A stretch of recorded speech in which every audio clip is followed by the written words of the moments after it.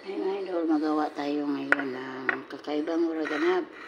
I-blend natin yung mga leaves. Ito nilagyan ko ng isang sibuyas, isang bell pepper, at lagyan ko ito ng kalahating olive oil, kalahating basong lemon juice, at nilagyan ko nito ng half bottle.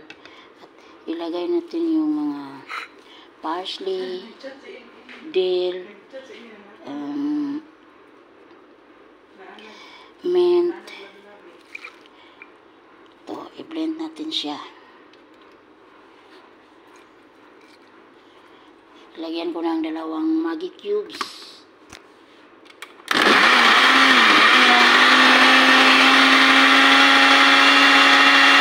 Yan yung biniblend natin na bagdonis, mint, dill, isang pirasong sibuyas, isang pirasong luya. Nilagyan ko ng half glass na lemon, half glass na yun ang olive oil. Yan siya. At nilagyan ko ng 2 Maggi, nilagyan ko ng asin at kaunting spices. Tapos ilagay natin itong bigas dito.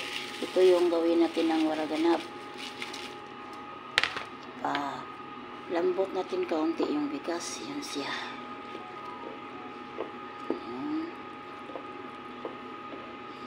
Yung kulay ng waraganab natin gawin. Yun siya yung bigas. Palambot natin siya kaunti. Tapos i-rough.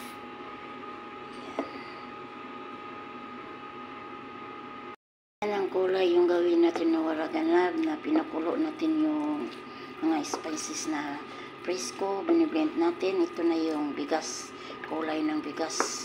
Pinatuyo ko, half cook. Palamig muna natin bago i-wrap kasi hindi ito marap kasi mainit. Yan na yung kulay. Tingnan nyo, ang green. Diba? Magandang kulay.